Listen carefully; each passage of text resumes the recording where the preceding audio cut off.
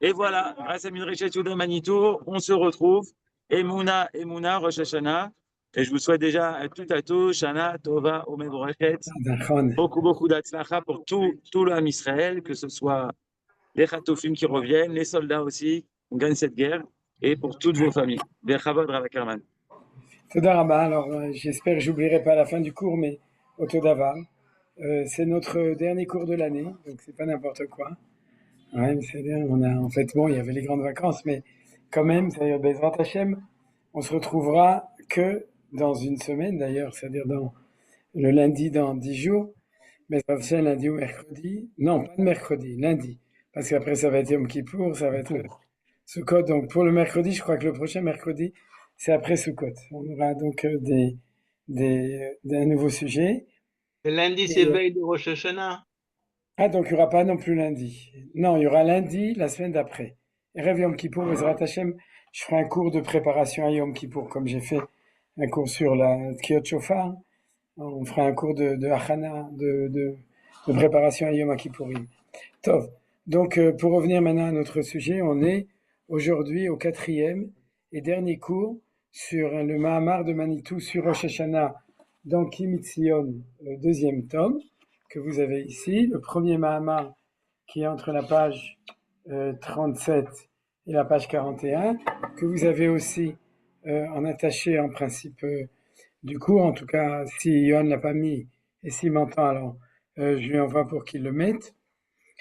Et en fait, depuis, on a terminé le Mahamar la semaine dernière. Alors, je vais un tout petit peu reprendre. Et avec votre permission, on va tout de suite ouvrir le texte. Et je vais reprendre juste vraiment à la fin pour pouvoir continuer sur le sujet d'aujourd'hui. Et le sujet d'aujourd'hui, essentiellement, c'est le fait, disons la base du sujet, mais on va parler de pas mal de choses. C'est une préparation encore aussi à Rosh Hashanah. Qui démarre du fait que Rosh Hashanah est un jour qui est 2 jours. Yom HaArichta, et dans le titre, je l'ai appelé donc le jour le plus long parce que c'est le seul jour de toute l'année qui est marqué dans la Torah comme un jour de fête et qu'on fait 2 jours consécutifs même en Eretz Israël. Alors à partir de ça, on va étudier plusieurs choses, mais ça va être un petit peu le sujet de conclusion du Mahamar de Manitou. Alors tout d'abord, l'Enitzachon Tzvaïnu Tzva Hagana l'Israël, שנזכה להשמיד, להרוג ולאבד ולשבר את כל אויבינו, לגרש את שונאינו מארץ נחלתנו, ולשוב ולכבוש ולהתנחל בכל חבלי נחלתנו, בפרט בחבל עזה. J'insiste parce que c'est une forme de prière et actuellement on est en train de commencer le miftza qui s'appelle Markevot Gidon Bet, c'est-à-dire que la conquête de tout d'abord la ville de Gaza et Bezrat Hashem, la victoire totale dans cette guerre contre nos ennemis. Le Shmiral Kol Chayelenu Mikol Tzara V'Tzukah Mikol Pegara, לרפואת הנפש ורפואת הגוף לכל הפצועים ולכל הנפגעים במלחמה זו, לפדיון כל החטופים והשבויים בעזה ברחמים גדולים ולשמירה עליהם, ולנקמת דמם של כל החיילים הגיבורים שנפלו במלחמתנו ושל כל הנרצחים, השם ייקום דמם, ובתוכם יוסף אבנר בן אלי ורחל דורן. כי אתה אדוני הולך עמנו במלחמותינו להושיענו ולהחיש גאולתנו, כמו שכתבת בתורתך, כי אדוני אלוהיכם ההולך עמכם להילחם לכם עם אויביכם להושיע אתכם, ונאמר Amen. Voilà. Alors maintenant on peut commencer à étudier par oral. Je vous rappelle les points principaux du cours de Manitou. On se trouve le jour de Rosh Hashanah, le jour de la création du monde, mais plus précisément le 6e jour de la création du monde, qui est le jour de la création de l'homme.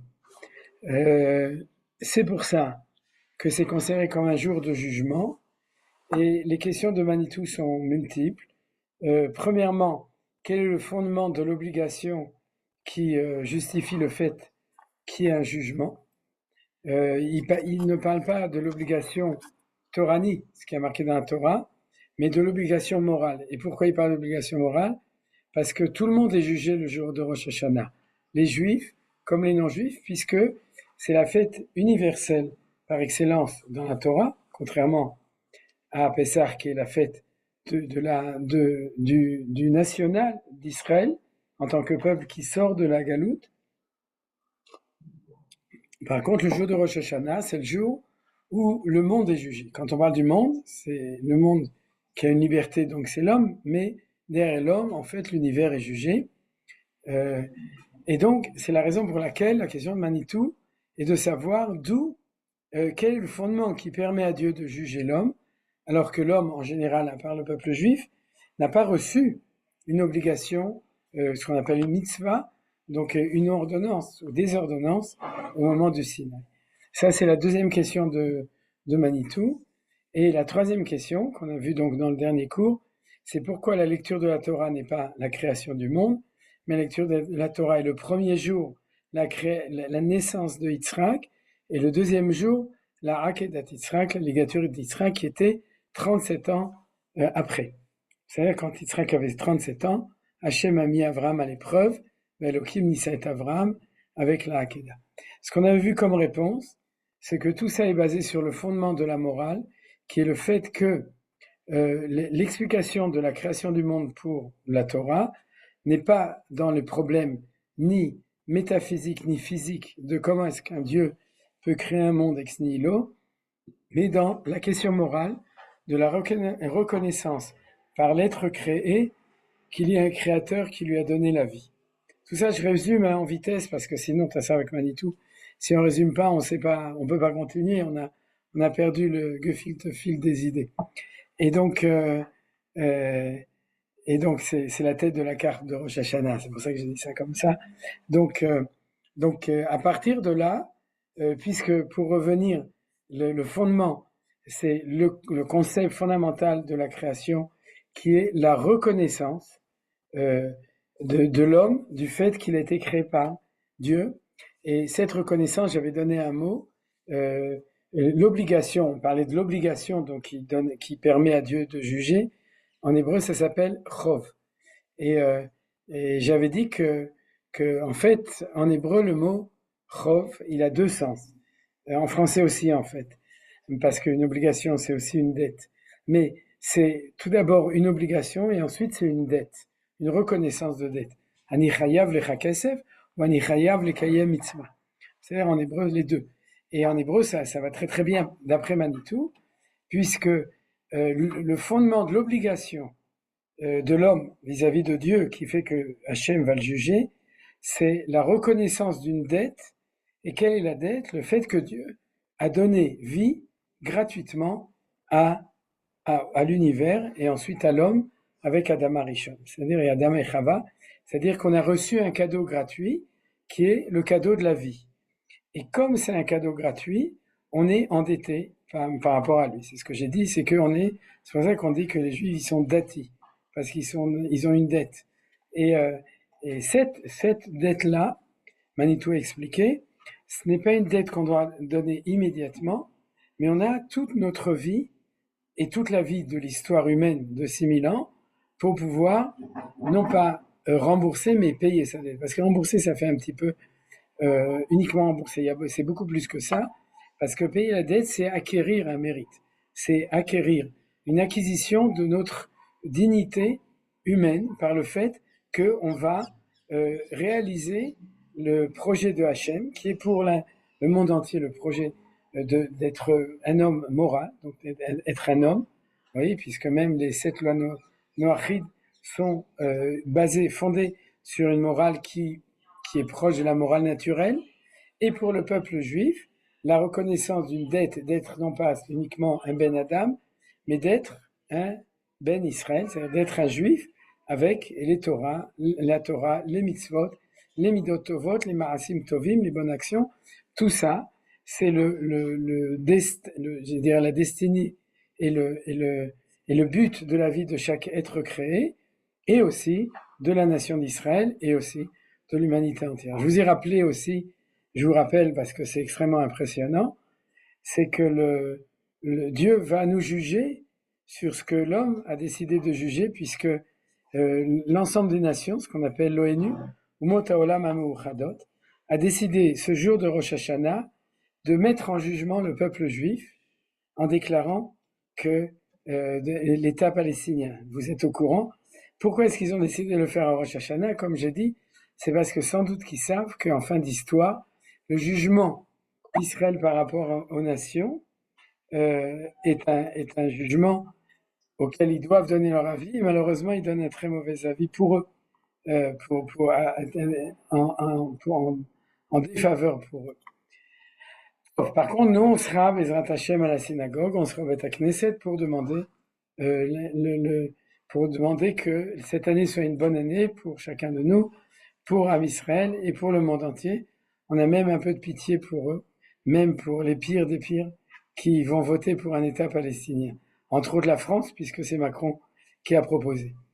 Voilà. Top. Alors, pour revenir à notre sujet directement, donc nous avons dit que à partir de là, le temps d'histoire étant le temps de la réalisation de la deuxième partie de l'idée de la création du monde. Première partie, Hachem, dans un acte de don gratuit, absolu, a donné vie au monde, Bereshit bara Elokim et Hashamayim et Haaretz, et dans un deuxième temps, à partir du moment où l'homme réussit à la mold al daato, c'est-à-dire à devenir un homme adulte, à ce moment-là, il commence son projet de reconnaissance du créé vis-à-vis du créateur, reconnaissance dans les deux sens du mot, reconnaître, connaître, et reconnaissance, remercier Dieu, Toda, je dis en hébreu, Leodot et Leodot, c'est aussi le même sens. Donc la reconnaissance vis-à-vis de Hakadosh Baruch Hu. Et le premier homme adulte qui a commencé ce projet, ça a pris 2000 ans, c'était Avraham Avinu. C'est-à-dire que Adam a méconnu, puisqu'il a fait juste le contraire, il a désobéi à Hachem, alors que Adam est le premier qui est Makir et Boro. Avraham Avinu est le premier qui est Makir et Boro, c'est-à-dire qui reconnaît et qui connaît et qui prend connaissance avec Dieu en tant que créateur du monde, donc avait une relation de face à face avec lui, d'un créateur à un créé, et je précise face à face et non pas domineur à dominant. C'est-à-dire, comme on pourrait le comprendre, tu me dois une dette, donc je suis le banquier et toi tu es le pauvre, mais au contraire, c'est une relation de dignité, c'est pour ça qu'on appelle ça acquisition, puisque l'homme acquiert sa dignité d'homme qui lui permet d'être aussi en corrélation positive de face à face avec le créateur, dialogue entre le créateur et le créé, bien entendu. Elle passe par le peuple juif qui est celui qui est venu sur terre pour enseigner ce dialogue entre Akadosh Baruch Hu et avec le monde. Alors, la dernière chose qu'on a vue, c'était le dernier cours, c'est le fait que tout ça correspond absolument à la lecture de la Torah des 2 jours de Rosh Hashanah. Premier jour, c'est le jour qui correspond à la valeur du fait que Dieu a donné gratuitement la vie à l'homme.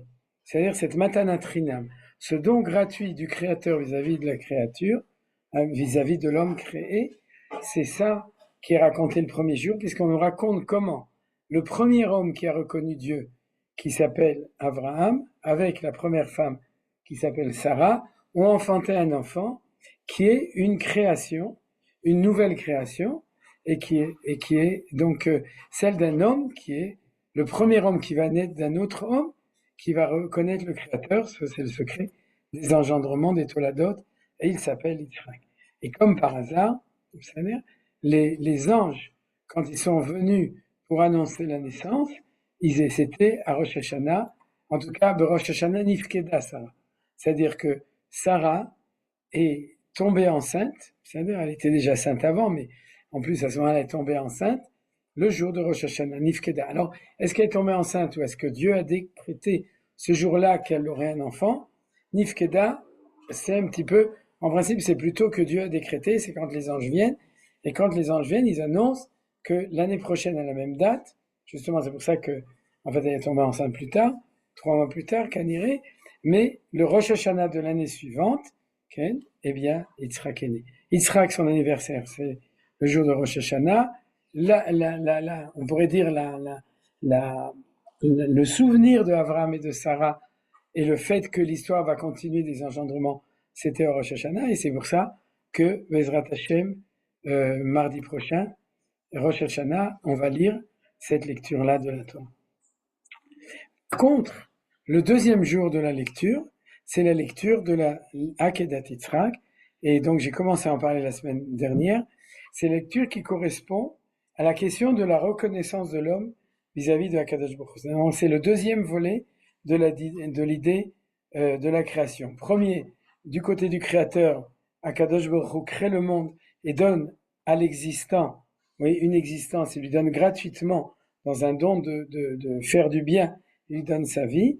Et deuxième moment, l'homme, une fois qu'il est créé, on lui demande d'être redevable, reconnaître, d'acquérir son mérite d'existence. Et là, le thème de la Hakeda, c'est le deuxième sujet, c'est celui-là, c'est l'acquisition du mérite d'existence par l'homme. Alors, comment est-ce que Manitou l'a expliqué? C'est que, a priori, la meilleure manière de payer sa vie, c'est de rendre sa vie. C'est-à-dire de renoncer à la vie pour rendez à Kadosh Baruch Hu la Neshama qui vous a donné. Et c'est ça, la première partie de la Hakeda, c'est-à-dire que Kadosh Baruch Hu lui dit à Abraham, sache, et à Yitzhak aussi, sache que si on devait payer immédiatement, sans durée de temps, à ce moment-là, eh ben, rends-moi Yitzhak. Puisque je t'ai donné Yitzhak en cadeau de vie, donc 37 ans après, tu t'es kiffé 37 ans avec Sarah, maintenant le moment est arrivé, tu nous rends Yitzhak pour montrer, tu vas l'immoler, pour nous montrer que tu as une reconnaissance de dette absolue, donc tu vas le tuer. Alors, c'est une mentalité païenne, et Dieu l'a monté en expression pour exprimer que cette pensée est légitime, même si en fin de compte elle est païenne. Quand elle est faite, c'est le Moloch, etc. Ouais. Mais dans la pensée fondamentale, c'est quelque chose qui est envisageable, justement dans cette reconnaissance de dette de vie absolue, donc remboursement immédiat et absolu. Et à ce moment-là, qu'est-ce que va faire Akadosh Baruch Hu? Tout d'abord, on va se rendre compte que Yitzhak est d'accord avec ça. C'est le Midrash, j'ai oublié de le mettre de nouveau sur le premier Rashi, donc sur le premier pasuk, Vayacharat Dvarim Ele, donc de la Keda, on va lire maintenant. À ce moment-là, Rashi nous dit que Yitzhak a dit lui-même, si Dieu me demandait de renoncer à la vie par fidélité à Dieu, je serais prêt à le faire. Donc on voit que dans la bouche des Chachamim, ils ont exprimé le fait que c'était quelque chose qui, au niveau de Yitzhak, qui représente la vertu de la rigueur, donc la rigueur, on va dire action-réaction, c'est-à-dire de rendre complètement, absolument, c'est-à-dire de reconnaître dans cette question-là, la rigueur, ça va être comme ça, et bien Yitzhak était complètement. Et la deuxième partie de la Hakeda, ça va être le fait que Dieu va prendre la main de Yitzhak, de Avraham Avinu quand il est avec le couteau, et il va lui dire, Al tishlach yatra el anar, ne le tue pas, parce que maintenant je sais que tu as compris et que tu sais, et que par vous le monde va le comprendre, et à ce moment-là, c'est comme ça que ça va se passer. Alors on va relire la Hakeda en vitesse, avec l'enseignement d'un de mes maîtres qui s'appelle le Rav Yaakov Meidan, Morivé Rabbi, qui est le Rosh Yeshiva de l'Yeshiva de Har Etzion, et un des plus grands spécialistes actuellement du Tanakh dans le monde. C'est-à-dire, et on pourrait dire que c'est un des quelques spécialistes, parce qu'il n'y a pas de spécialiste du Tanakh si on n'est pas un Talmid Chacham qui connaît la Torah chez Be'al Peh. Alors la plupart des gens qui enseignent la Bible dans le monde ne connaissent pas la Gemara, ne connaissent pas le Shulchan Aruch, ne connaissent pas la Mishnah, ne savent pas étudier un Rishon ou un Acharot, donc ils sont pas aptes à enseigner le Tanakh. C'est à moins d'être karaïte, chrétien ou samaritain.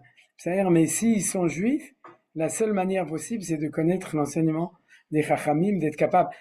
Pour l'entendre, on peut l'entendre si on n'a pas cette érudition, mais pour l'enseigner, il faut l'avoir. Et mon maître, Rav Yaakov Meidan, c'est là que j'ai vu toujours sa grandeur, c'est sa capacité de mettre l'enseignement de la Torah chez Be'al Peh à l'intérieur du Nar des Nevim, du Tanakh de la Bible.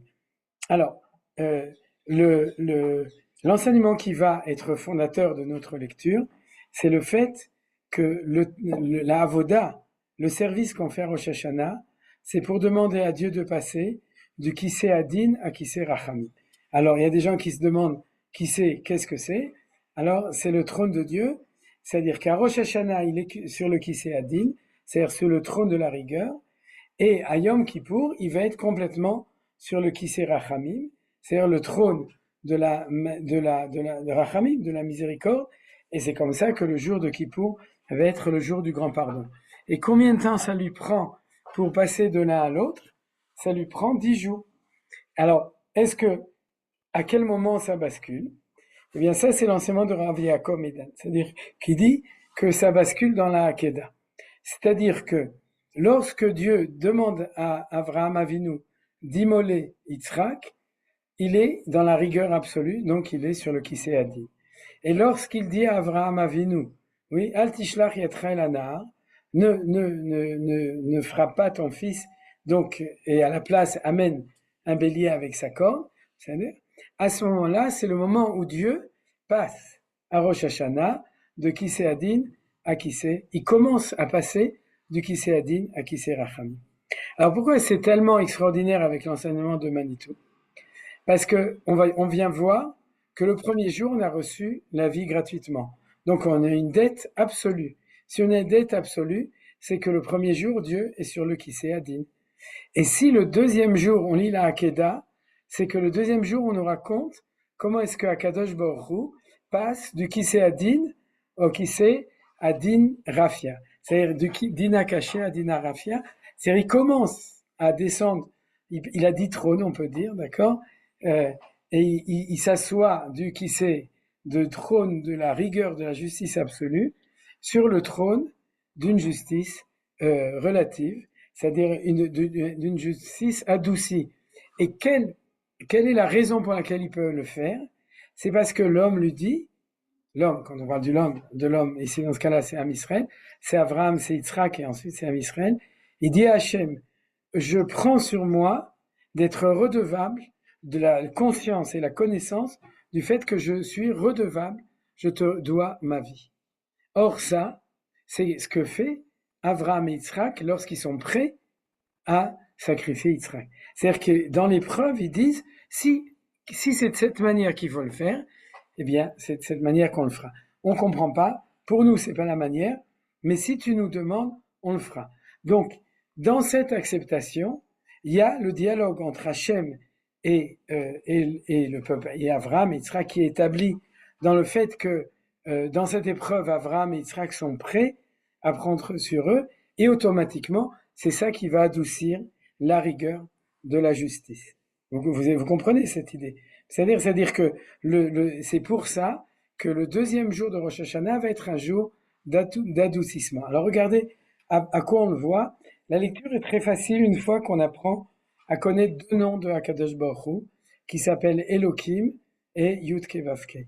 Le nom de Elohim, c'est le nom de la rigueur, de Midat Hadin, et le nom de Shem Havaya Baruch Hu, Ken Yud-Ke Vav-Ke, le tétragramme, c'est le nom de Midat HaRachamim, comme vous le savez, Midat HaChesed et Midat HaRachamim.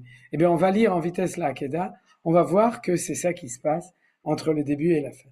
Vayi achar advarim haele, Elohim niset Avram, vayomer lav, Avram vayomer ineni. Donc, l'épreuve, c'est pas l'épreuve qui est commandée par Hashem, Havaya, Yud-Ke Vav-Ke, c'est celle qui est commandée par Elohim. Donc, Dieu parle au nom de la vertu de rigueur. C'est dans le Zohar HaKadosh, on dit que la Hakeda était le jour de Rosh Hashanah, c'est-à-dire que Dieu, il lui dit, aujourd'hui, je juge le monde, donc aujourd'hui, pour toi, Avraham, et pour toi, Yitzhak, on va passer à l'épreuve de la reconnaissance absolue du don de la vie.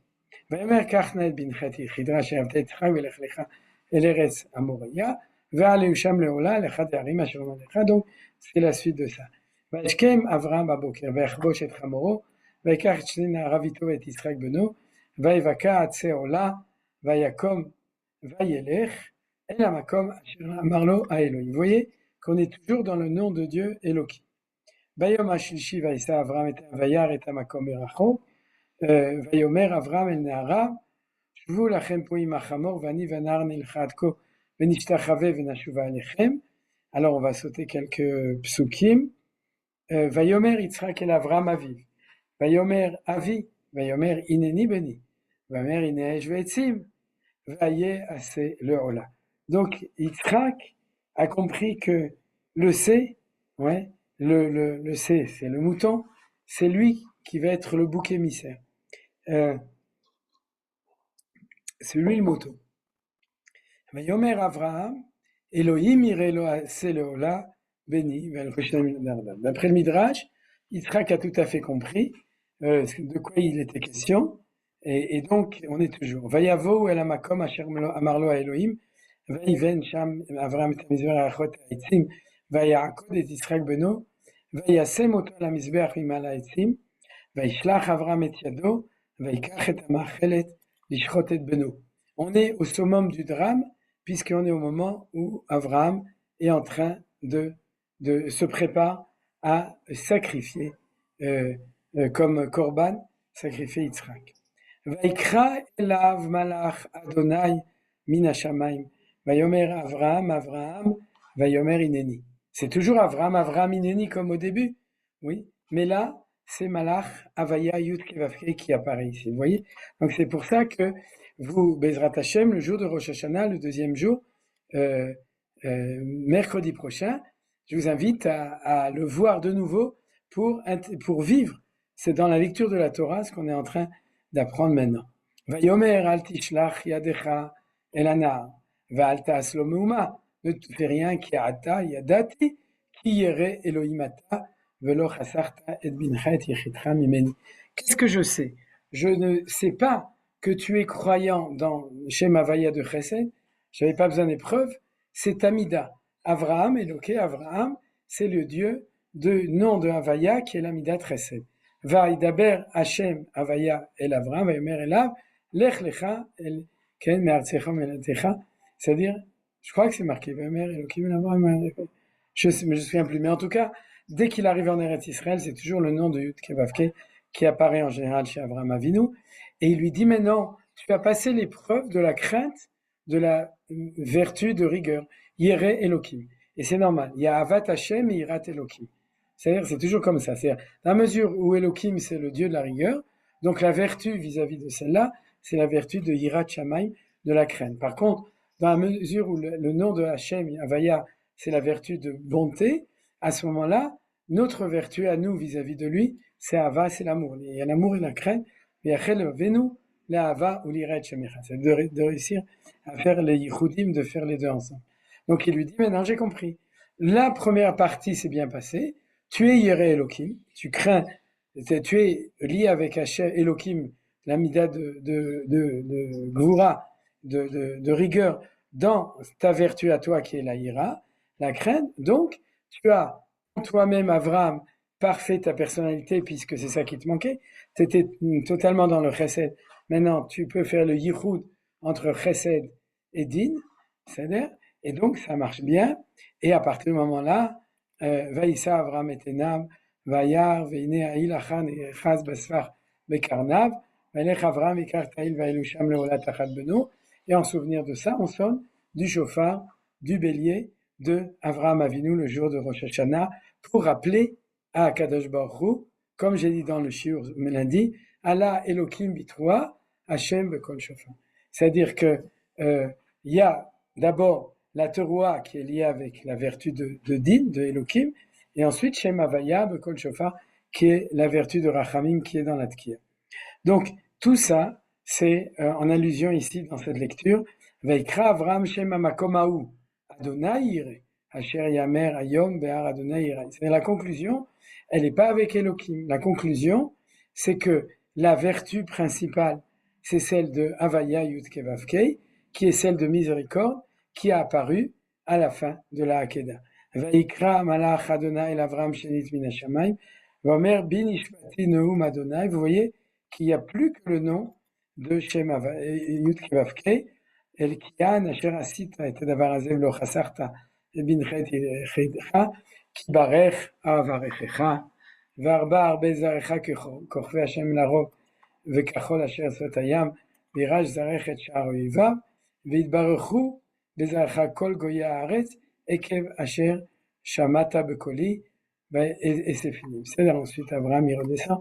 Donc vous voyez que dans cet enseignement-là, on a donc découvert de manière magnifique que le premier jour, la lecture correspond, d'après l'expression Manitou, à le Kisei Adin, et que le deuxième jour, c'est le jour de Amtakat Adinim. C'est-à-dire comment est-ce que le din va être adouci il va devenir plus doux.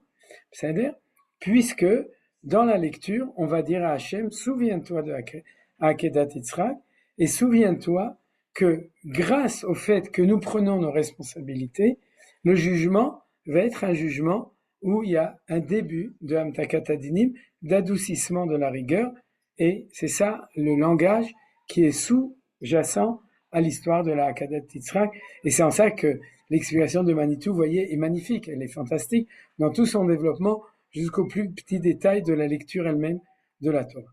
Alors du coup, on va arriver à cette question qui est la question de Yoma Arichta. Oui, on a très bien compris en fait que chacun des 2 jours a son caractère propre. Et du coup, on va découvrir pourquoi est-ce que le jour de Rosh Hashanah, c'est un jour spécial, qui est un jour qui est fait en 2 jours. Alors, où est la source de cela? Dans la Mishnah de Rosh Hashanah, chapitre 4, j'ai oublié de mettre, je crois que c'est la 2e Mishnah, mais je suis pas sûr, parce que je l'ai pas noté. En principe, dans le langage, la traduction, c'est la traduction de Rav, je crois, Shlomo, non pas de Rav, d'un monsieur qui, à la fin du 19e siècle, a traduit le Talmud de Jérusalem en français, et dans Safaria, qui est aujourd'hui la plus grande source de textes de la Torah en hébreu, mal en anglais, presque rien en français pour l'instant, mais en tout cas, ils ont mis la traduction des Mishnayot. Donc, si vous cherchez traduction des Mishnayot dans l'internet, c'est le seul endroit où vous le trouverez à ma connaissance. Donc, c'est une traduction du 19e siècle. En principe, donc au début, plutôt qu'en principe, je marque au début, mais ceci dit, il avait sûrement ses raisons pour le marquer comme ça. Au début, on accueillait toute la journée les témoignages relatifs à la consécration de la néoménie. C'est-à-dire que comme Rosh Hashanah est le seul jour de l'année qui tombe un jour de Rosh Chodesh, c'est-à-dire c'était aussi non seulement Rosh Hashanah, mais Rosh Chodesh. Et comme à l'époque du Temple, pour savoir si c'était Rosh Chodesh, il fallait que les témoins viennent, 2 témoins cachers qui ont vu la nouvelle lune, c'est-à-dire qu'ils n'ont pas vu le fait que la lune a disparu, qu'il n'y a plus de lune, parce qu'il y a toujours 24 heures où la lune disparaît complètement, mais ils ont vu la nouvelle lune, celle sur laquelle tous les gens qui font Birkat Levana ont l'habitude de la voir, tout le monde la voit. C'est le tout petit croissant qui apparaît tout de suite. Alors dès qu'il y avait un croissant qui apparaissait, à ce moment-là, il y avait des gens qui venaient au temple de Jérusalem devant le Sanhédrin, le grand tribunal, pour témoigner qu'ils avaient vu la nouvelle lune. Et c'est grâce à ce témoignage que le Sanhédrin, le matin, déclarait Mekoudash, que c'était la nouvelle journée. Alors le problème, c'est qu'à Pessah, on sait quand sera Pessah, puisqu'on a 15 jours pour savoir quand était Rosh Chodesh. À Yom Kippour, on sait quand sera Yom Kippour, à Sukkot, on sait, à Shavuot, à plus forte raison, c'est-à-dire, et même pour les fêtes rabbiniques, on le sait, pour Purim et tout, et à l'époque du Temple, c'était aussi important pour ça. Le seul jour où on a un principe d'incertitude de quand va être la fête, c'est Rosh Hashanah. Parce que il y a comment ça s'appelle, une teltaté, c'est-à-dire une incertitude entre 2 jours possibles. C'est dû au fait que les mois juifs sont de 29 ou de 30 jours. C'est dû au cycle statistique de la Lune qui est de 29,5. Donc c'est la raison pour laquelle il y a fluctuation possible toujours entre 2 jours. Donc je suis la veille de Rosh Hashanah, je suis une femme, je suis dans ma cuisine et je suis ashkenaz, donc je prépare mon gefilte fish. Et puis le mari rentre dans la synagogue et lui dit ne te fatigue pas trop parce que c'est pas sûr que ce soir c'est Rosh Hashanah, peut-être que Rosh Hashanah sera demain soir. Mais elle lui répond oui, mais moi je m'en fiche de ton histoire. Parce que je suis dans mon gefilte fish, je m'en fiche totalement, parce que si c'est ce soir, et on a des invités, je suis obligé de l'avoir préparé. Ou Mabkeïla, pour ceux qui aiment la communauté, Bakeïla. Et donc, on est obligé de tout préparer au cas où, et puis si c'est demain soir, eh ben, on le mettra au frigo et au congélateur, et on ressort tout demain soir, et les invités viendront demain soir. C'est comme ça que ça se passait à l'époque du Temple. C'est-à-dire, on se préparait à Rosh Hashanah, et on ne savait pas si Rosh Hashanah serait, comme cette année, le mardi ou le mercredi. On n'était pas sûr. Alors, ce qu'on faisait au début, on accueillait toutes les journées les témoignages relatifs à la création de la néoménie de Rosh Chodesh. Comme un jour les témoins tardèrent à venir et qu'en raison de l'attente de leur arrivée, le 30 du mois, les Lévites commirent une omission du chant ne sachant pas s'ils devaient chanter l'office ordinaire à l'offre du sacrifice quotidien ou celui de la fête en usage au jour de Rosh Chodesh ou de Rosh Hashanah. C'est-à-dire qu'un jour, les témoins sont arrivés une demi-heure avant la fin du premier jour. Donc, ils étaient cachers, on pouvait déclarer, mais c'était le balagan total parce que les Lévim ne savaient plus si c'était Rosh Hashanah, si c'était pas Rosh Hashanah, s'il fallait amener les korbanot de Rosh Hashanah ou non, on n'avait plus le temps, et quel chant il fallait chanter. Donc, il y a eu un problème, c'était sans doute exceptionnel parce que d'habitude, les témoins arrivent, comme la nouvelle lune, elle est au tout début de la nuit, donc même s'ils habitent relativement loin, ils ont le temps d'arriver jusqu'au matin. Et du coup, au Beth Amikdash, ou disons non, au Sanhedrin, on établit la règle de jamais accueillir ces témoins que jusqu'au vêpres, c'est-à-dire que jusqu'au début de l'après-midi, pour avoir le temps de s'organiser pour tout ça, en tout cas au temple. S'ils venaient après cet instant, on adoptait ce jour même comme étant sacré, et le lendemain était aussi sacré. C'est-à-dire qu'en fait, c'est une takana qui disait, si les témoins arrivent après 1 heure, on les accepte pas, et on fait demain que c'est Rosh Hashanah, et aujourd'hui Rosh Hashanah, mais de toute façon on a déjà commencé, ça fait depuis la veille au soir, qu'on fait Rosh Hashanah, qu'on prie Rosh Hashanah, qu'on sonne du chauffard au cas où ce serait, et donc c'est comme ça qu'a apparu le phénomène de 2 jours différents à cause d'un problème de doute. Oui, c'est-à-dire il y avait un doute quant à ce que les témoins. Maintenant, aujourd'hui, il n'y a plus de temple, il n'y a plus de témoins, et il n'y a plus de doute. Ouais. On n'a même pas un demi-doute, ce qu'on appelle la hassidoute. C'est-à-dire donc, c'est de Manitou, c'est pas de moi. Et donc, qu'est-ce qu'on fait en souvenir de cela? Et c'est en souvenir, puisque aujourd'hui on a un calendrier, et on pourrait tous faire le premier jour comme le problème du deuxième jour dans le monde entier, à part Eretz Israël, on pourrait tout à fait tous faire le premier jour.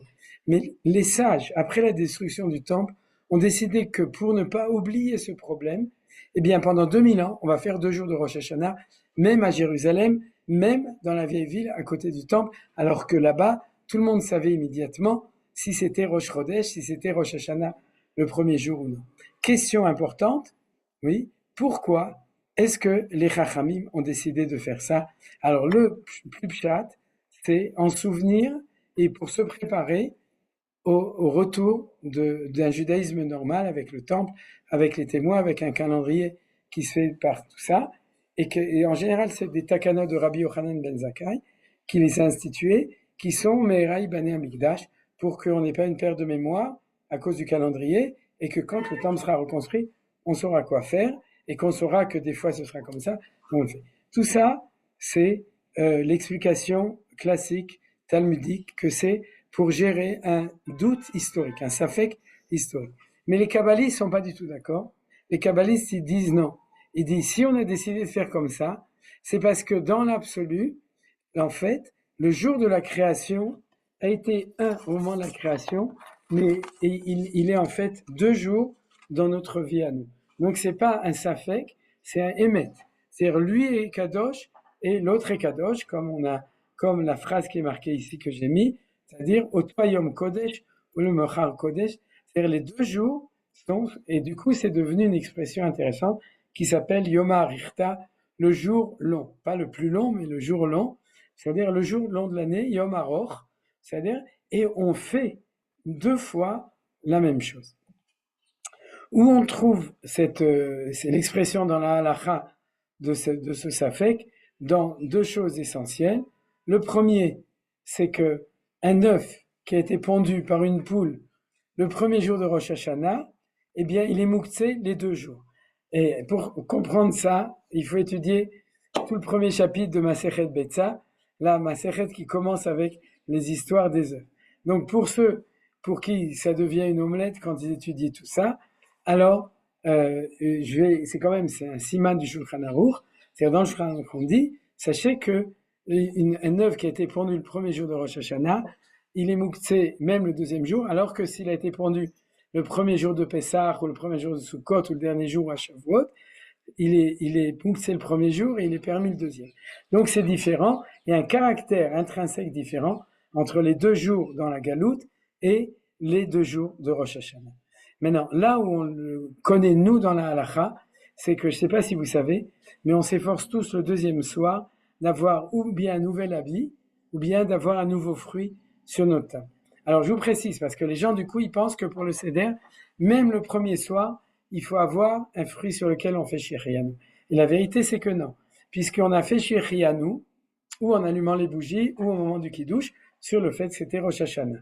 C'est-à-dire, et dans le Seder, si vous avez des dates de l'année dernière, ce qu'on appelle des dates antidatées, c'est-à-dire, c'est Kacher la Méadrine. Si vous avez déjà mangé des grenades depuis un bout de temps et que vous ne pouvez plus faire Shehrianu parce que vous avez fait au début, c'est pas grave. Par contre, le deuxième soir, il y a la coutume de chercher pour le deuxième soir un nouveau fruit sur lequel on peut dire Shehrianu, pas forcément la date ou la grenade. Pour moi, par exemple, j'achète des clémentines parce que je les ai achetées maintenant déjà, elles sont vertes mais elles sont bonnes, et spécialement les clémentines parce qu'on demande à Dieu d'être clément. C'est-à-dire donc Zemati Meod, mais à part ça, on va faire Shehrianu. Ou bien d'avoir un nouvel habit. Et pourquoi? Parce que dans la halacha, comme les 2 jours, c'est la même chose, on se demande si on doit refaire Shehrianu ou que le Shehrianu du premier jour est suffisamment fort pour nous rendre aussi acquittés de remercier Dieu pour le deuxième jour. Ça rentre dans la question, est-ce que c'est un grand jour ou est-ce que c'est 2 grands jours qui sont accrochés ensemble? D'après la Kabbalah, c'est plus exact, et aussi d'après la Halacha, que même si on n'a aucun fruit ni aucun nouvel habit, en fin de compte, la décision des décisionnaires, c'est qu'on fera quand même Shehrianu, mais comme il y a un doute, on va essayer d'avoir ou un nouveau fruit ou un nouvel habit, et quand on va faire Shehrianu au moment du Kiddush ou d'allumer les bougies, on va penser à cette nouvelle habit ou ce nouveau fruit, donc on ne le fera plus dans le Seder. N'oubliez pas, si vous avez fait Shehrianu dessus au moment du Kiddush, alors il ne faut plus refaire sur les clémentines au moment du Seder. Si vous avez plusieurs fruits, alors comme ça, vous pourrez refaire Shehrianu. Alors vous voyez que dans notre petite vie du Seder de Rosh Hashanah, c'est-à-dire on a un souvenir du fait que le jour de Rosh Hashanah, c'est un jour qui s'est dédoublé. C'est un jour qui est double. Et c'est comme de la manière dont je vous l'ai expliqué, c'est une manière, on pourrait dire, qui est une manière qui est halachique. C'est-à-dire, c'est une manière au niveau de l'érudition, de l'historique du peuple juif. Mais comme je vous ai dit, comme pour les kabbalistes, ce qu'on appelle donc pour les mekoubalim, je ferme comment ça s'appelle? Et pour l'instant, je ferme quelques minutes le texte, je le rouvrirai tout à l'heure, ça me permet de vous voir. Comme pour les kabbalistes, c'est Noagim Otoyom Kodesh ou Machar Kodesh. Ça signifie qu'il y a une sainteté commune aux deux, mais spécifique à chacun. Alors, il faut se demander quelle est cette sainteté spécifique de l'un et sainteté spécifique de l'autre. Eh bien, en fait, c'est ce qu'on vient d'apprendre avec Manitou. C'est-à-dire, dans la Torah, il y a marqué Chodesh Hashvi, Bayom Arishon Mikra Kodesh Elachem, c'est-à-dire le premier jour, et de manière, comme on a vu, étonnante, puisque c'est une loi qui est très importante, puisque ça fait 2000 ans qu'on l'a fait, elle tire sa source d'une loi qui existait à l'époque du Mikdash, déjà à l'époque du Beth HaMikdash, c'est-à-dire le premier jour et le deuxième jour sont aussi importants pour nous, mais non pas dans la répétition rituelle du fait qu'on va refaire tout le temps la même chose, en gros, à part les piyutim, c'est-à-dire les chants spéciaux qu'on chante le premier jour et le deuxième jour dans la prière qui sont différents. À part ça, à la maison, c'est le même seder, le même kiddush, les mêmes brachot. Et dans la tfila, le cœur de la prière, c'est la même tfila, le même moussaf, les mêmes sonneries exactement, donc exactement la même chose. Et donc on se demande, c'est ça, comme j'ai dit, le sujet du cours, qu'est-ce qui va nous expliquer en quoi c'est important de faire 2 fois la même chose. Et de nouveau, aucun rapport avec la raison pour laquelle les Juifs d'en dehors d'Israël font Yom Tov Sheni Shel Galouyot, c'est-à-dire le deuxième jour de Galout, comme je vous ai dit. La preuve, c'est que ça n'a pas le même caractère à propos de Beitza Shenolda Yom Tov, de l'œuf, qui a été pondu le jour de Yom Tov ou le jour de Rosh Hashanah. Alors la réponse, c'est le cours de Manitou. Et j'ai déjà commencé à vous le dire. C'est que, là, en fait, il faut déjà le jour de Rosh Hashanah réussir à détrôner Hachem de son Kisédine pour commencer à le faire entrer dans la dimension de Rachamim. Alors, tout Rosh Hashanah, c'est le Yom Hadin, et c'est pour ça que d'après la Kabbalah, on appelle ça Dina Kashia et Dina Rafia. Non, Rafia. C'est-à-dire le din un peu moins fort. C'est-à-dire le premier jour, c'est le jour de la rigueur absolue. Le deuxième jour, c'est le jour où il y a le déclic grâce à notre avoda actuellement. Et comme on a dit dans la Hakeda, dans le concept de la Hakeda, mais pour nous, c'est notre filote et notre kiyot shofar qui vont faire que entre le premier jour et le deuxième jour, alors Akadosh Baruch Hu va commencer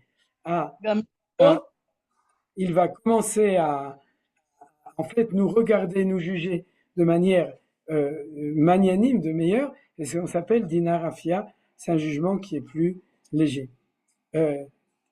Psychologiquement parlant, sociologiquement parlant, et c'est vrai qu'en général, on est plus cool le deuxième jour que le premier.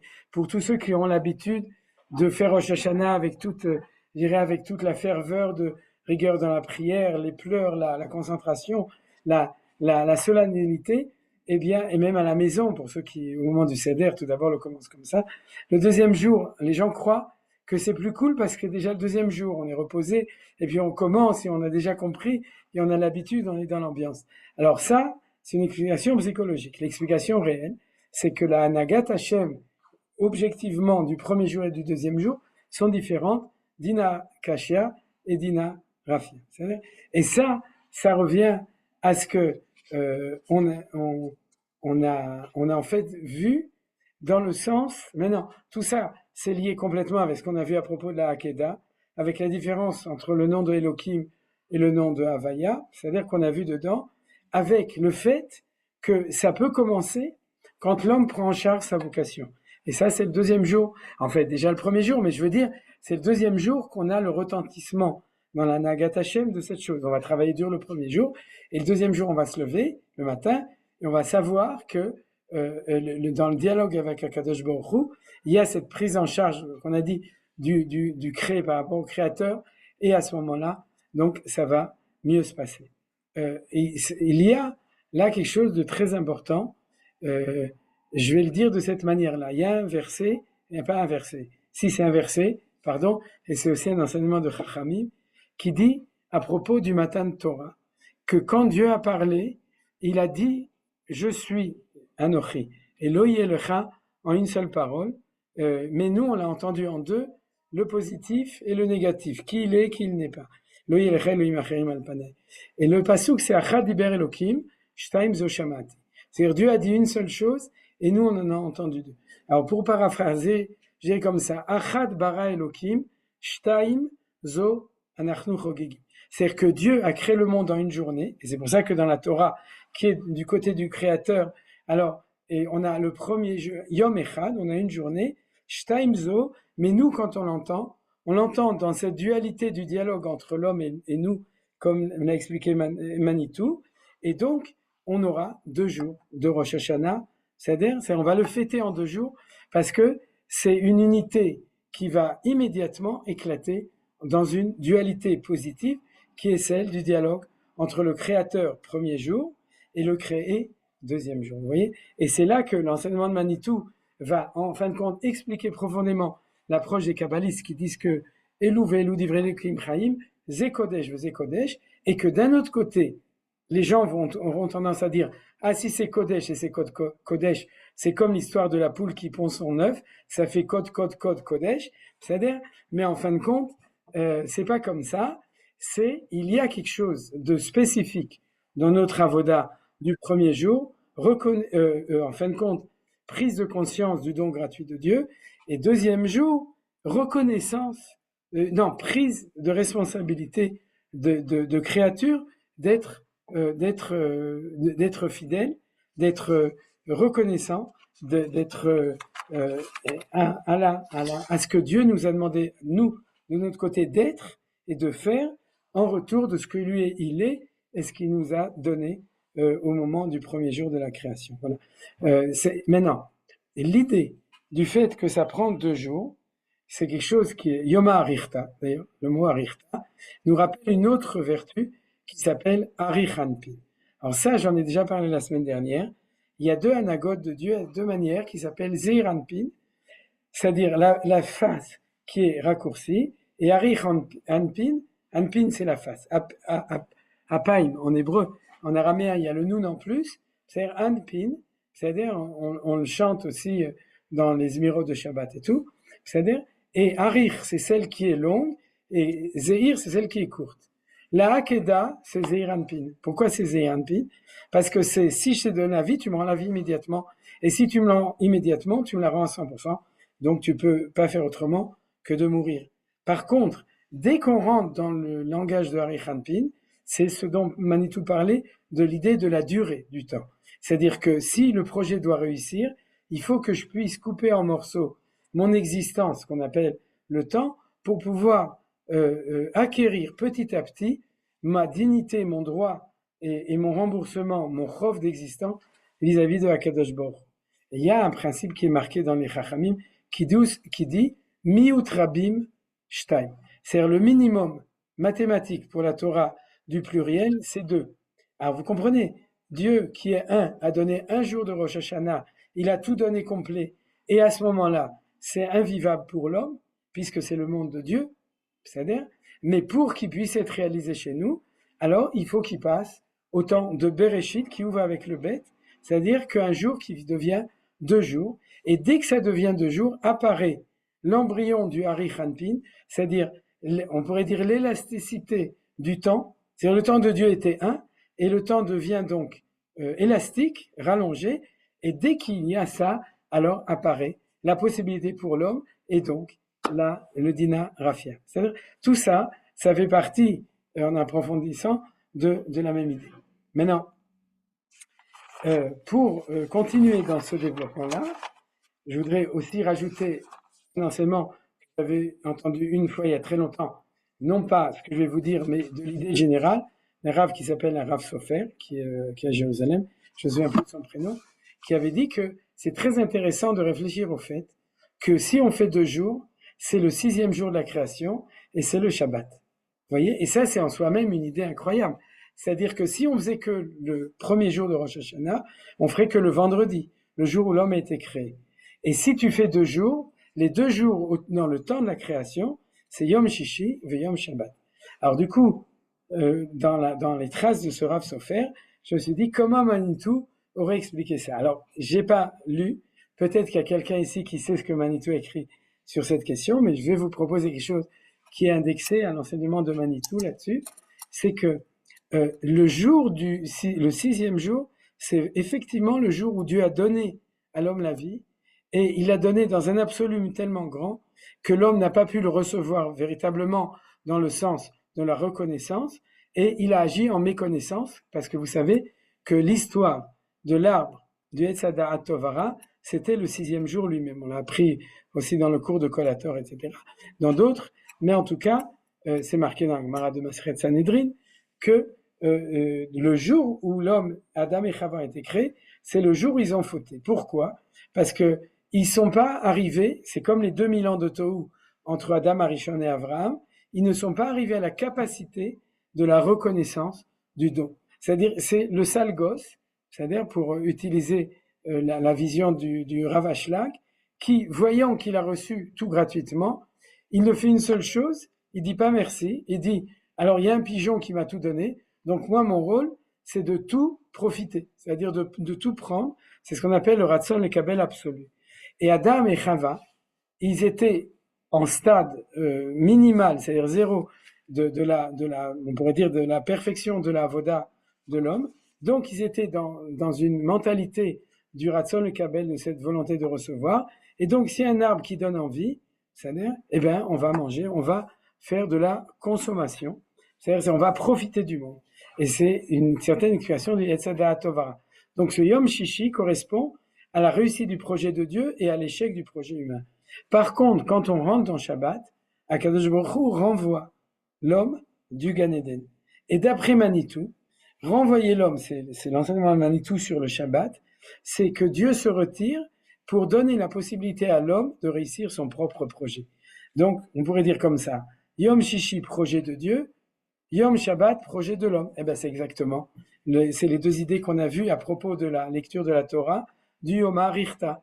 C'est-à-dire, pourquoi est-ce que le din va être adouci le deuxième jour, parce que l'homme va dire qu'il est capable de prendre en charge sa vocation. Asher bara Elohim, ça c'est du côté de Dieu, la asot, pour que nous soyons capables de réaliser la sot, c'est-à-dire de réaliser ce qu'il nous a demandé, et ça c'est dans le Shabbat de la création que vous connaissez dans l'enseignement de Manitou, c'est-à-dire c'est les 6000 ans d'histoire, parce que le Shabbat de Dieu, c'est les 6000 ans d'histoire, et ce temps-là, c'est le temps de la durée du Hari Hanpin, c'est-à-dire de la magnanimité, de la longévité de la face de Dieu, c'est-à-dire la patience de Dieu, qui donne à l'homme 6000 ans pour réussir son projet. Et c'est le Shabbat. Donc, c'est très très beau, du coup, le fait de savoir que ça a un sens en soi-même, le fait que Rosh Hashanah, correspond au 6e et au 7e jour de Briat Haolam. Et je vais terminer cet enseignement avec encore un enseignement, le dernier, et ça, pour ça, je rouvre je vous annonce déjà, on ouvre de nouveau le texte pour pouvoir lire qu'il y a un très bel enseignement dans Pirkei Avot qui dit comme ça: Ba'asara ma'amarot nivra olam. Le monde a été créé en 10 paroles. Ouais, c'est de l'anglais, donc je ne fais pas de traduction en français, donc je traduis. Et qu'est-ce que ça nous enseigne, dit Pirkei Avot, qui a été créé?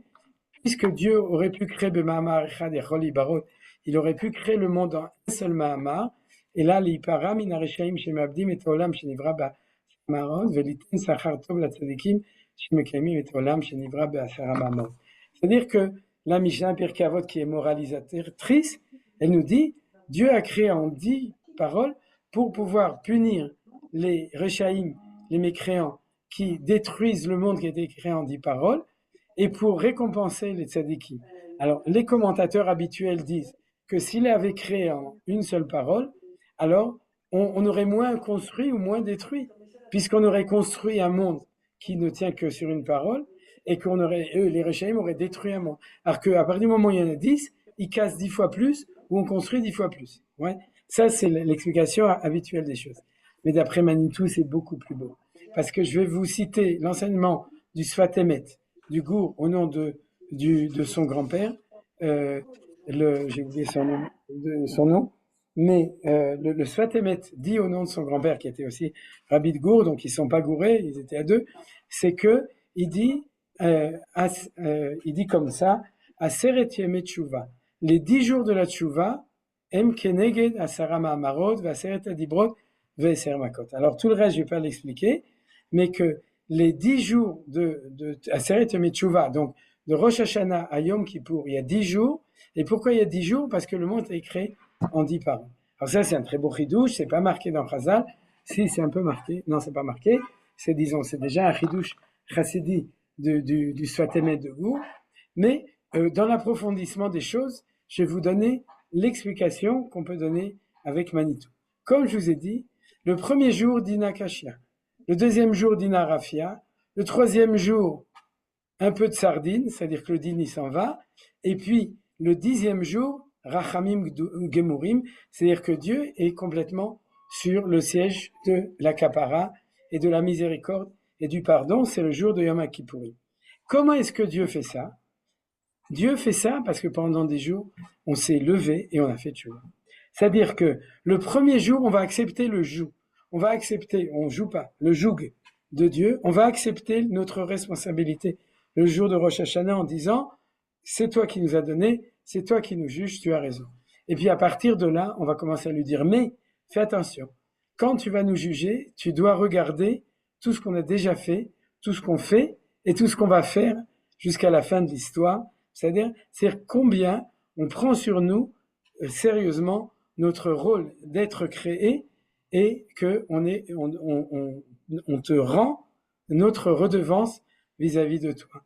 Et donc, petit à petit, Dieu, pendant 10 jours, va passer de Kisei Adin à Kisei Shel Rachamim grâce au monde de la Tchouva, c'est-à-dire la réponse de l'homme, Teshuvah, dans le sens, on te répond à ce que tu nous as demandé et on fait Teshuvah.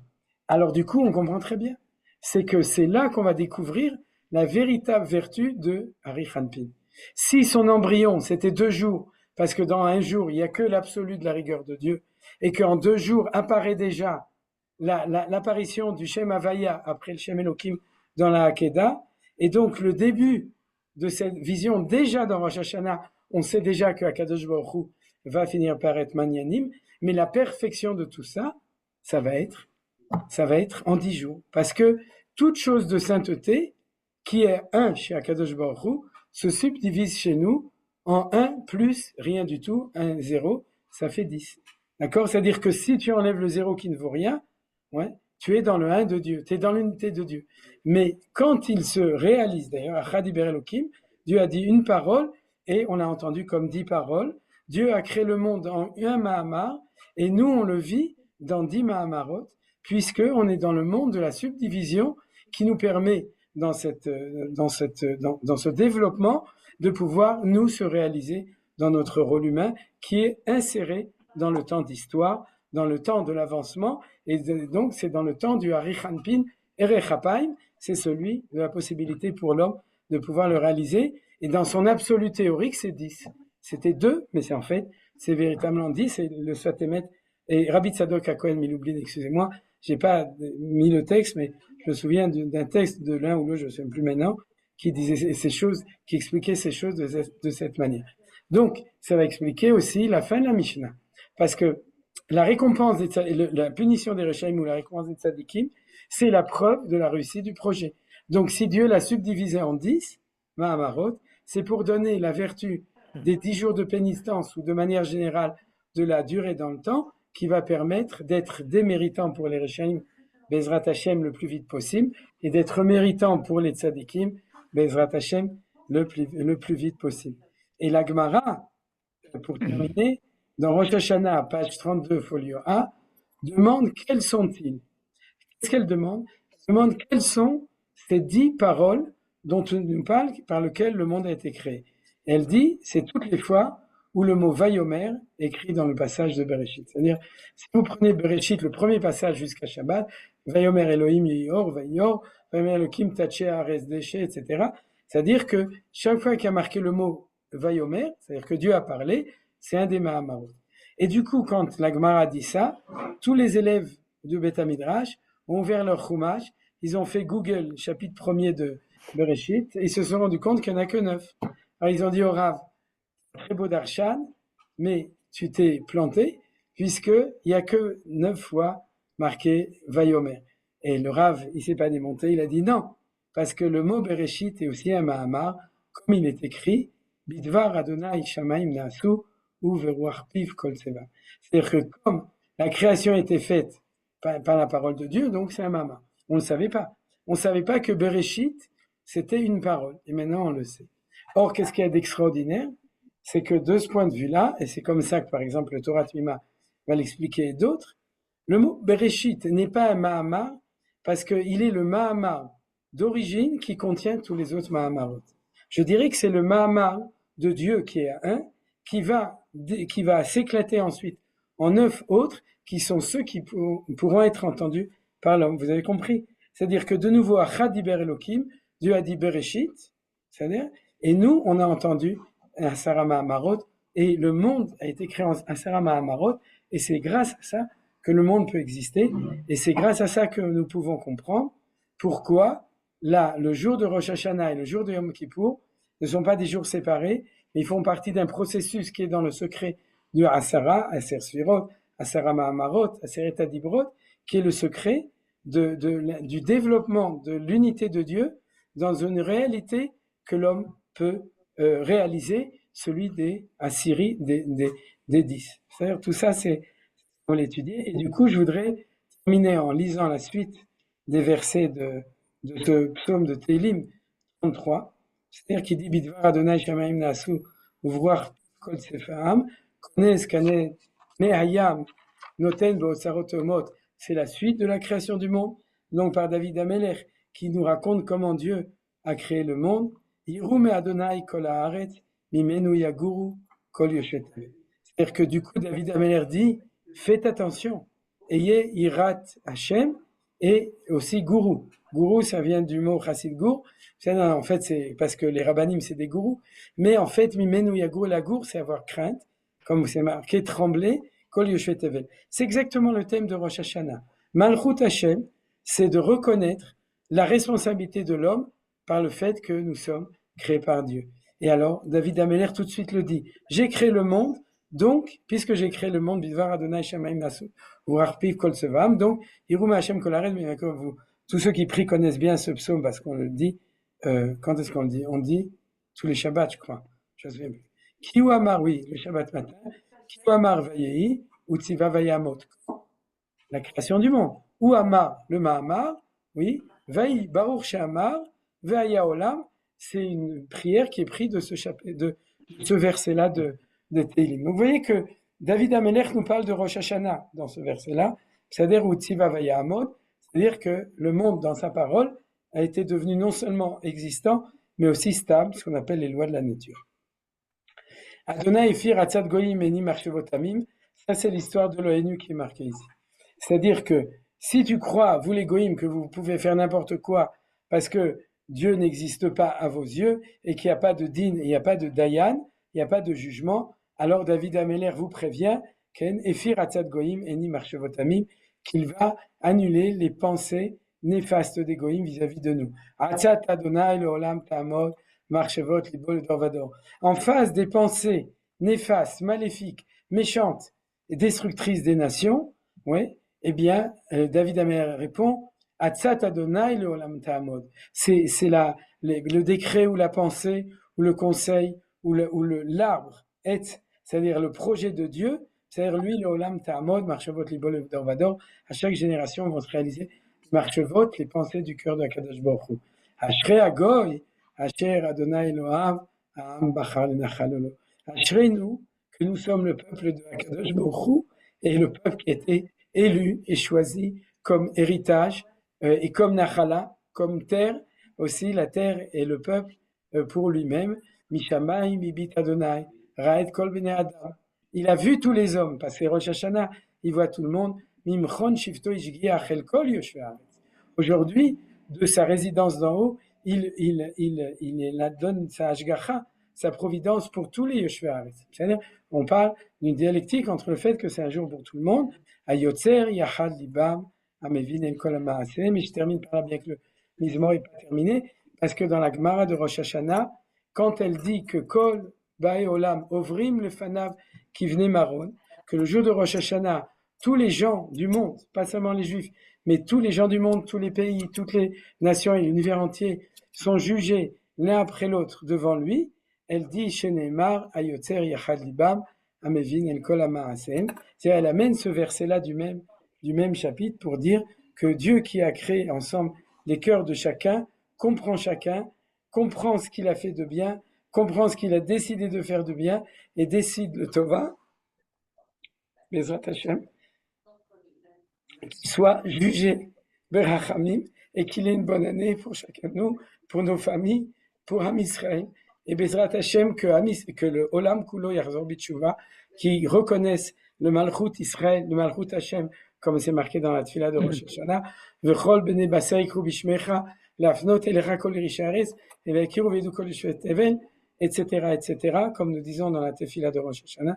Et Bezrat Hashem, שנזכה להיכנס לשנה טובה של ישועות, של גאולות ושנה מתוקה, שתזכו כולם להיכתב בספרי צדיקים וישרים. Amen. Amen. Voilà. Amen. J'ai réussi à bien finir, hein. C'était pas mal, hein, avec le Mizmor de Tehillim. Alors, si vous voulez, vous pouvez dire quelque chose ou poser des questions, c'est bien. Oui. C'est quoi le Mizmor? Est-ce que cet enseignement qui associe la naissance et la Hakeda d'Yitzhak peut être mis en relation avec le Pidyon Aben, le rachat des nouveau-nés? Oui, je pense que oui. Je pense que oui, on pourrait même Est-ce dire... que c'est la même idée? Oui, je pense que oui, j'ai pas réfléchi, c'est une très belle idée, mais je pense que oui, parce qu'il faut pas oublier qu'il n'y a pas que les cas circonstanciés où c'est le premier-né est né naturellement et que c'est un homme et que le père n'est ni Lévi, ni Cohen, ni la mère, etc. Donc ça arrive pas très souvent, mais que le peuple juif est né dans le fait qu'il était devenu consacré au moment de la sortie d'Égypte et qu'il a été en fait nifda, C'est-à-dire Dieu l'a sauvé d'Égypte, et par cela, on est un peuple, disons, on est consacré à Dieu, mais dans le Chol, on n'est pas dans un Kodesh Gamour, sinon on ne pourrait pas vivre. Donc on a nous-mêmes notre Pidyon, et cette idée-là, elle est très joliment reliée. C'est-à-dire que, d'ailleurs, je pense à une Sugia dans le 6e chapitre de Bereshit, que Manitou expliquait qu'a priori du mérite, tout est consacré à Dieu. Il est Kodesh. Et qu'après le mérite, il devient Chouli. Ça, c'est mes affaires, ça. Ça, c'est mes affaires. Mais c'est-à-dire, vous avez compris l'idée que je vous ai donnée, c'est un autre enseignement Manitou à propos des brachot, kan lifnei bracha, kan lachar bracha, mais qui dit que le sacré est avant et après ça devient, c'est un autre caractère, c'est la bracha. Avant c'est le kadosh et ensuite c'est le baruch. Bon, il faut expliquer ça, mais en tout cas, c'est pour confirmer qu'à mon sens, votre proposition a vraiment sur quoi se baser Chazak ou Baruch. Michou Acher? Je comprends pas comment est-ce que au moment où Abraham est prêt à sacrifier son fils, Malach Hashem lui dit Kiyare Elohim ata. C'est pas affectif parce qu'Abraham il veut le tuer. Oui. Il fait laisse-moi faire un petit coup. Alors, je vois pas comment ça démarre là. Alors moi je l'ai expliqué dans le cours, mais et je vais de nouveau te le dire. Tout d'abord tu remarques que c'est le mot Elohim apparaît à ce moment-là à l'intérieur du deuxième passage où il n'y a plus que Shem Havaya. C'est la seule fois où Hashem va utiliser le mot Elohim après qu'il soit passé au Malach Hashem. C'est-à-dire le nom de Havaya qui apparaît tout le temps. Il y a un seul moment où ça apparaît, c'est ce qu'on appelle le flashback. C'est-à-dire que Dieu dit que maintenant que tu l'as fait, on est passé dans le registre de Shem Havaya, parce que je sais, traduisons dans le cours, aujourd'hui, deuxième jour, on peut commencer à passer dans le Shem Havaya, parce que je sais que hier, tu étais Yireh Elohim le premier jour de Rosh Hashanah. C'est-à-dire que dans ce premier passage de la Hakeda, qui était une Avodat Elohim, et qui était donc conditionnée par la vertu de Yira, tu l'as rempli, donc on peut passer au deuxième stade, qui est la Hofa de Shem Havaya. C'est comme ça que je l'ai expliqué, hein, mais c'est personnel, parce que sinon, toute la théorie s'écroule, puisqu'il y a un Elohim au milieu des Havayot. Et de nouveau, il faut se souvenir aussi, j'ai fait allusion, mais Yosef, en tout cas, et la plupart de vous connaissent, pourquoi est-ce que Manitou tenait à dire que c'est pas le sacrifice, mais la ligature?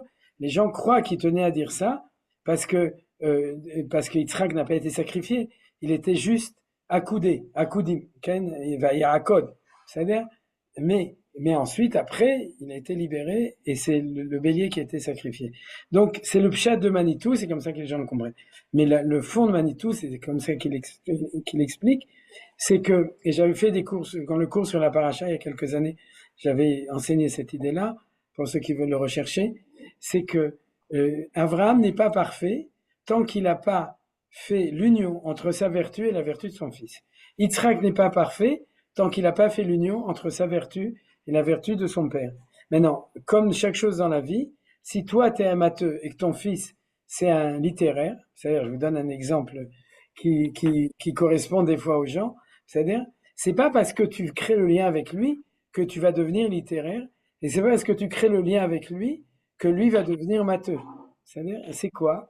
C'est que tu vas intégrer sa vertu en toi et lui, ta vertu en lui, et donc vous allez pouvoir vous comprendre, dialoguer, étudier ensemble et faire des choses ensemble. Mais chacun aura toujours sa vertu, mais elle sera affinée, complétée par une dimension qui n'est pas naturelle, mais qu'on intègre, et à ce moment-là, on l'a. Or, on sait très bien que le Akedat Yitzhak, c'est le Nisayon de Avram. Elohim, Nisa et Avram. Il n'y a pas marqué Nisa et Yitzhak. C'est-à-dire parce que c'était la 10e, d'après certains comptes, comment ça s'appelle, des épreuves d'Avram. Et les premières épreuves, c'était pour permettre à Avram de réaliser sa mida à lui. Et la dernière épreuve, qui est l'apothéose, c'est pour lui permettre d'être complet dans la mesure où il pourra intégrer d'une certaine manière un petit peu de la mida qui n'est pas la sienne. Or, comment elle s'appelle sa mida? Yirat Elohim. Oui, la crainte de Elohim. Donc c'est pour ça que Dieu, s'il lui avait dit Ki Ohev Hashem, ça aurait rien voulu dire. Parce que déjà en Ur Kasdim, il savait qu'Avraham était Ohev Hashem. Là maintenant, c'est pas Dieu l'a découvert. Dieu a demandé à Abraham de faire un acte qui lui permet d'intégrer cette mida qui s'appelle Hirat Elohim. Et comme il l'a fait, alors il l'a intégré, et à ce moment-là, on peut dire que la naissance de Yaakov va être possible, puisque Yaakov, fils de Yitzhak, fils d'Abraham, comme ils ont fait leur yichud, alors tout de suite après, quand on descend, on nous annonce que Rivka est née. Elle est née, la divine matriarche, c'est-à-dire Rivka, et que du coup Yitzhak va pouvoir se marier, et ils vont pouvoir engendrer Yaakov Avinu, qui est le fruit du yichud entre Shte Amidot, donc ce qu'on appelle la Hakeda, la ligature des deux vertus. C'est-à-dire, Yosef, toi tu connaissais tout ça, mais c'était uniquement pour bien merci, Toda Rabba, d'accord. Baortier. Oui, Zéou? enfin, non, moi je trouve que c'est quand très même bien. encore difficile de comprendre qu'Abraham n'ait pas discuté, n'ait pas demandé, alors que pour des choses bien plus simples, il a demandé la grâce pour Sodome et Gomorrhe. On ne peut pas comprendre comment pour un être humain, il est pas discuté, quoi. Donc, sauf si, en fait, c'était en vigueur, on va dire, les sacrifices humains non, bon. Oui, mais c'est pas ça. Non, vas-y, Et continue. c'est pour nous dire que ça ne se fait pas, quoi. C'est-à-dire que même si, C'est pas assez profond par rapport à ce que j'ai expliqué au Manitou. oui, je comprends, C'est pour mais ça. Et puis en plus, c'est ramener Abraham à une madriga monemucha. C'est dire qu'il était naturellement dans l'ambiance locale et que Hachem lui dit c'est local, mais il faut faire autrement. Ouais, il lui dit il faut que tu deviennes véritablement, que tu sors de l'idolâtrie. Mais même si c'est une création qui a pignon sur rue, elle descend la madriga du problème de la Hakeda à un problème, disons, on dirait dire d'assimilation. C'est-à-dire Abraham était encore un peu influencé par on pourrait dire par les valeurs ambiantes. Et c'est pour ça que j'ai dit non, parce que d'après Manitou, qui connaissait cette explication et qui voulait élever le débat beaucoup plus haut, il dit absolument pas.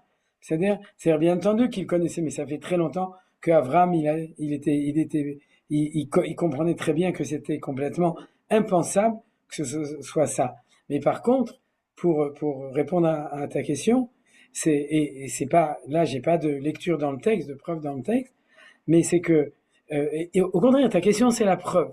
Si Avraham Avinu discute avec Dieu pour tout, et qu'il va discuter pour sauver les plus grands Rechaim du monde, qui s'appellent les gens de Sodome et Gomorrhe, c'est-à-dire, et il va discuter alors qu'il sait que c'est des Rechaim Gomorrhe, et ça on le voit dans le texte d'avant, quand il dit au roi de Sodome, c'est-à-dire que il sait très bien à qui c'est pas un curé de bénitier qui aime tout le monde et qui sait pas de qui il s'agit. Il sait très bien de qui il s'agit. S'il prie pour eux et qu'il prie pas pour son fils, c'est tellement illogique qu'il faut bien comprendre qu'il y a Zomer Darsheni. Alors le Darsheni, qui est d'après ce qu'on dit, c'est qu'Abraham a très bien compris que cette épreuve, c'est qu'il doit se conduire comme Yitzhak. C'est-à-dire qu'il ne peut plus discuter comme les gens de Chesed qui discutent toute la journée. Les gens du Din, ils disent Kenam Faked. Quand on leur donne un ordre, ils disent c'est comme ça, on ne discute pas, c'est les orthos.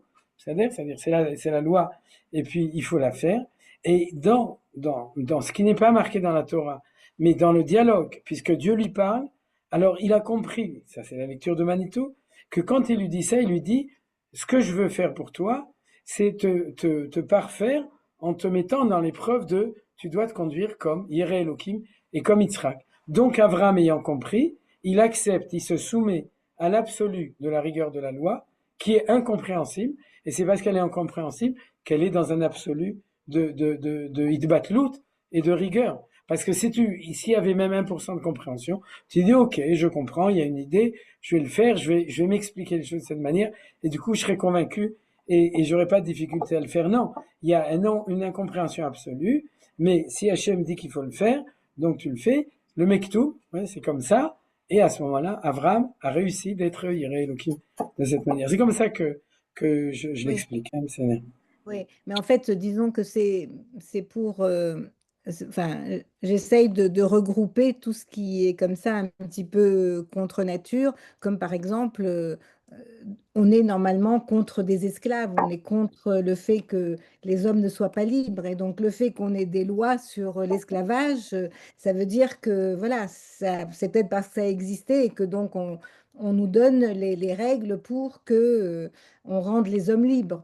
De la même façon, je ne sais pas, tous les sacrifices, je n'arrive pas à concevoir un Dieu qui aimerait les bonnes odeurs, etc. Donc en fait, les sacrifices, c'est un peu pour nous, c'est pour... Enfin, je veux dire, voilà, je suis peut-être un peu en train de tout regrouper, mais ce sont pour moi des éléments qui, quelque part, convergent pour dire que effectivement, peut-être que de façon naturelle, parce que ça existait, on pourrait penser ça, et qu'on a justement des règles pour dire, ben non, nous, on n'est pas comme ça, voilà ce qu'il faut faire. Enfin, j'ai peut-être un peu trop Non, mélangé un non, peu mais tout, mais fondamentalement, c'est pas contradictoire. J'ai juste dit que c'est une des harmonies de ce que Manitou a expliqué, mais c'est l'harmonie quand même qui est la plus richonite, la première. oui, bien sûr, oui, oui. C'est celle, en La plus vrai, c'était profonde, peut-être enfin, ça celle, donne l'explication, oui. voilà, c'était peut-être celle de Avram quand il avait 40 ans. C'est pas celle d'Avram quand il a, à l'âge de la Hakeda. C'est-à-dire, en C'est ça, principe, oui. c'est ça que je veux dire. Quand il a 137 ans. C'est-à-dire qu'il est en fin de carrière. Voilà. Tov, c'est-à-dire, mais on n'est pas, je discute pas parce que je suis d'accord. Je pense qu'on est quand même d'accord, Bassaf. Ouais. בסדר. טוב, alors, Voilà. הגיע הזמן, גאולתכם. tout d'abord, Shabbat Shalom, et ensuite, le Shana Tova, Tikatevu, V'techatemu, Lechem Tovim Shalom, Yachad Im Klal Israël. Voilà, à bientôt, Bezrat Hashem, à l'an prochain. Merci. Shana Hava תודה Birushalayim. שנה טובה, תודה רבה. להתראות. Shalom, shalom. Shana Tova, Meduka. Shana Tova, Toda Rabba Avram. Et tous les autres aussi.